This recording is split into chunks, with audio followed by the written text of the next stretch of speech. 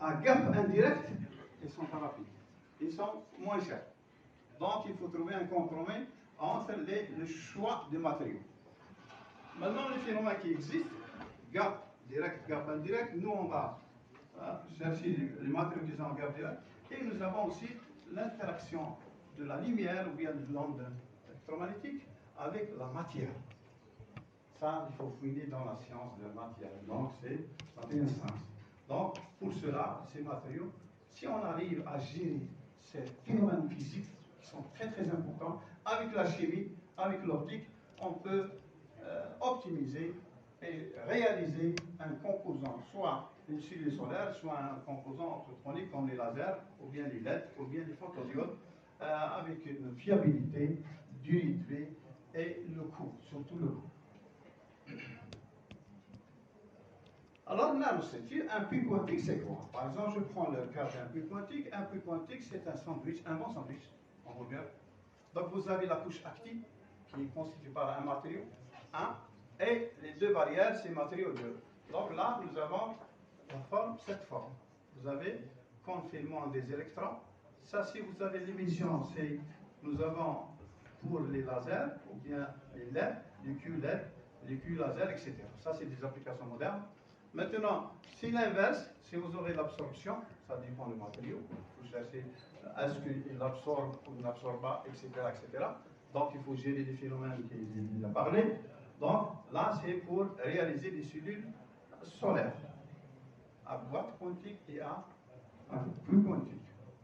Donc là, vous avez ici affaire à bien sûr, l'équation Schrödinger. Il faut calculer l'énergie de quantification des trous lourds, des électrons et des trous légers. Généralement, nous, on base sur les trous lourds parce que les trous lourds sont 3 fois plus intenses que les... Donc là, c'est pas d'envoi et de fissure.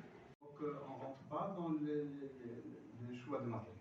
Mais, à ma connaissance, le matériau, donc il faut chercher la stabilité, la fiabilité, la rapidité et l'effet de la température sur ce matériau. Si on arrive à étudier ces propriétés, on peut faire le choix de matériau. Et aussi le toxique. Toxique, c'est des chimistes. Non, je ne peux pas répondre à votre question. Donc là, il faut. Si vous avez un problème de chiralité, l'onde incidente peut être déviée. Voilà, elle peut être déviée totalement, presque. Déviée, et elle va changer de phase. Là, un changement de phase radical. Dévier, c'est pas 80 à 90%. Donc toujours, il faut étudier l'effet de réflexion des matériaux. Donc il y a des techniques technologiques, on place une couche sur ce matériau pour diminuer la réflexion.